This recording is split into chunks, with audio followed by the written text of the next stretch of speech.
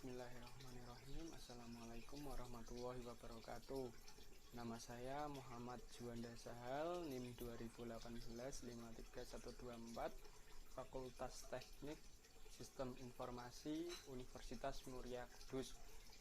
Dalam video kali ini saya akan menyampaikan program atau pekerjaan saya sebagai pelengkap, sebagai tugas akhir UAS, Sistem Manajemen Basis Data.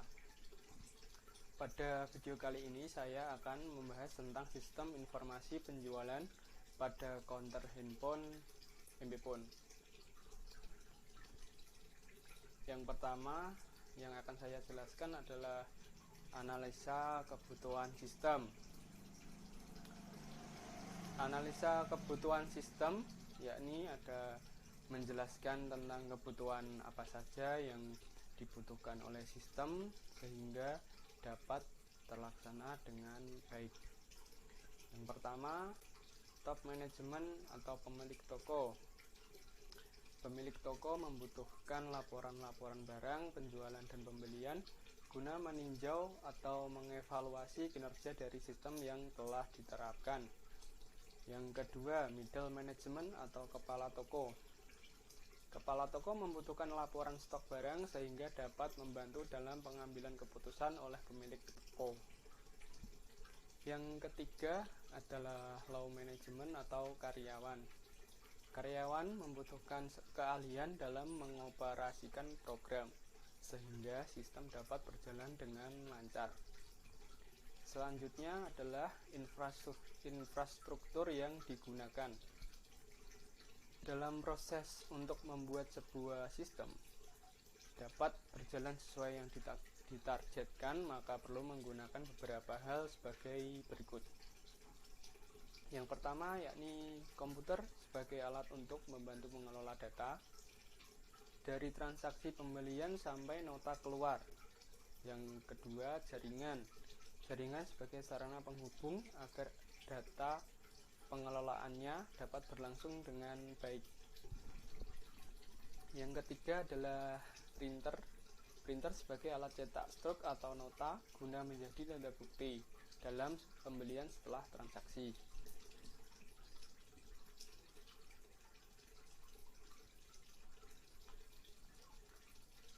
IRD, Entity Relationship Diagram.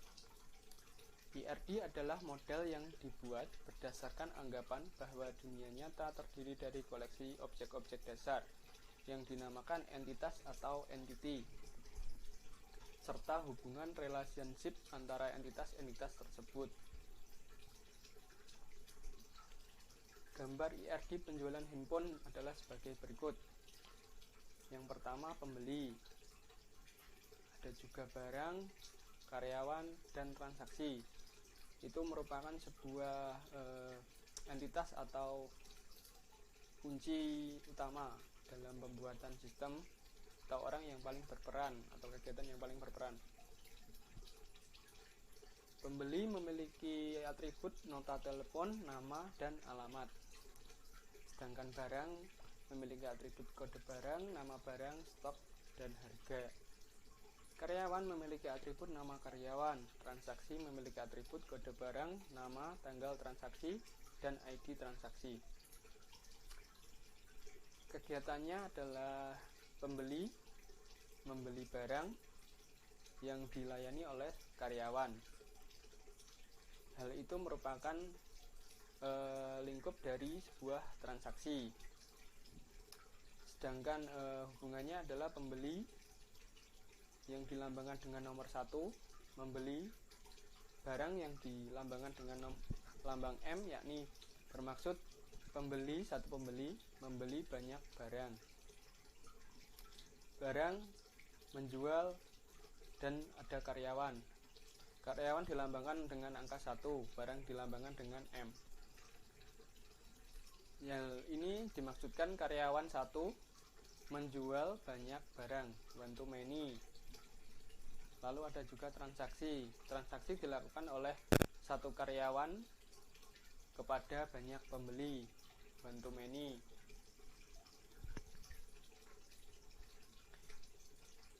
berikut adalah kamus datanya. Kamus data adalah penjelasan tentang IAD yang telah dibuat. Yang pertama adalah nama entitas pembeli, alias tidak ada arus data seorang pembeli membeli beberapa barang. Atributnya nama, alamat, dan nomor telepon. Nama entitas yang kedua adalah karyawan. Arus datanya seorang karyawan menjual beberapa barang kepada pembeli. Atributnya nama, karyawan.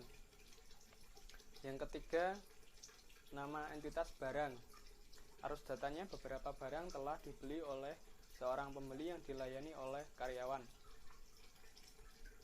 Atributnya nama barang, kode barang, stok, dan harga. Nama entitas yang terakhir adalah transaksi. Arus datanya transaksi dilakukan oleh karyawan yang menjual barang kepada pembeli, serta pembeli yang membeli barang melalui karyawan. Atribut yang dimiliki transaksi adalah nama, kode barang, tanggal transaksi, dan ID transaksi. Selanjutnya adalah tahap normalisasi. Tahap normalisasi adalah membuat nota atau contoh dari sebuah transaksi ke bentuk normal. Normalisasi kali ini saya akan mengambil contoh dari sebuah nota. Tahap 1, unnormal form. Pembeli Amri, tanggal 14 Desember 2019. Pada tahap unnormal form ini berupa relasi umum sesuai dengan kenyataan pada nota penjualan dengan flat tabel sehingga belum dapat dijadikan database. Tahap 2, first normal form. Pada tahap first normal form ini, masalah yang muncul adalah pembeli, yaitu Amri, pada tanggal 14 Desember 2019 dan total ditulis berulang-ulang atau duplikat. Yang selanjutnya adalah tahap ketiga, second normal form. Atribut deskriptif harus bergantung fungsi sepenuhnya pada kunci primer. Kunci primer yakni pembeli, Amri, tanggal, dan barang. Kode barang harusnya ada di sini.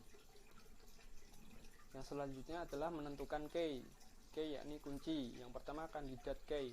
Kandidat key sebagai kandidat atau pilihan dalam menentukan kunci. Yang pertama ada pembeli dan banyaknya barang. Selanjutnya nama barang. Lalu yang kedua primary key. Primary key yakni kunci primer atau kunci utama, yaitu ada pembeli, nama barang, dan banyaknya.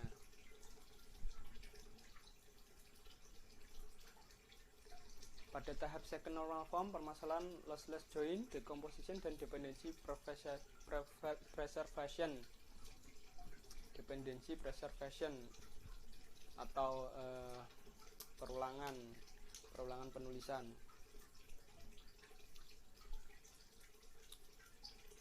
Tabel PBN HJT, pembeli, banyaknya nama barang, harga, jumlah, total. Di sini nama pembeli masih ditulis dengan duplikat dan total harga juga duplikat. Tahap 4, third normal form. Tabel PTT, pembeli, tanggal, dan total. Lalu tabel PBN HJT, pembeli, banyaknya nama barang, harga, jumlah, total. Di sini tabel masih belum normal, yakni total dan pembeli masih ada penulisan duplikat. Semua atribut deskriptif tidak memiliki dependensi transitif terhadap atribut lain. Maka tabel TTT sudah normal. TTT yakni itu tanggal, total,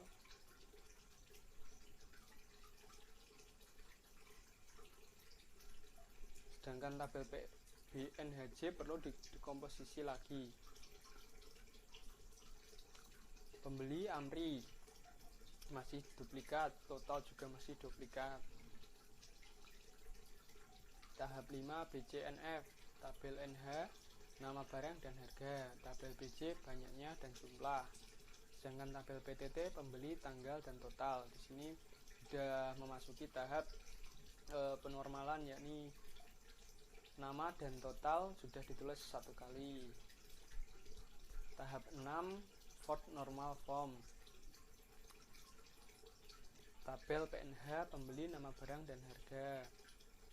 Tabel PBJ, pembeli, banyaknya dan jumlah.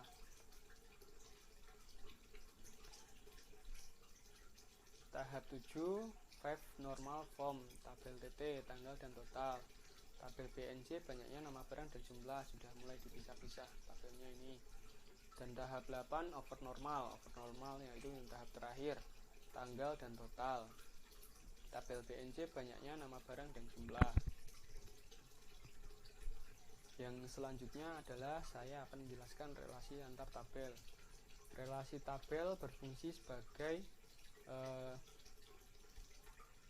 menjelaskan tentang tabel yang saling berkaitan atau entitas yang saling berkaitan. Di sini pembeli memiliki atribut nama, alamat, dan nomor telepon. Karyawan memiliki nama karyawan. Penjualan memiliki nama atribut, ID transaksi, kode barang, tanggal transaksi, dan nama barang. Yang selanjutnya, barang memiliki atribut kode barang, nama barang, harga, dan stok. Penjualan dilakukan oleh karyawan kepada pembeli. Jadi pembeli dan karyawan memiliki atribut atau tanda panah yang sama kepada penjualan. Penjualan mengarah kepada barang, yang yakni berarti penjualan barang dilakukan oleh pembeli dan karyawan. Yang kelima adalah query tabel.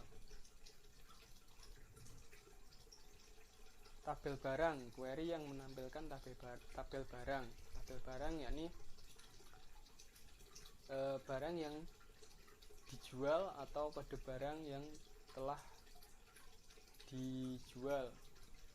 Di sini saya mencontohkan kode barangnya 001, nama barangnya Oppo A5s. Harganya 1.899 atau 1.899.000. Stoknya ada 12. Seperti itu. Yang kedua adalah tabel karyawan. Tabel karyawan menampilkan tabel karyawan. Yang selanjutnya, tabel pembeli menampilkan tabel pembeli seperti berikut.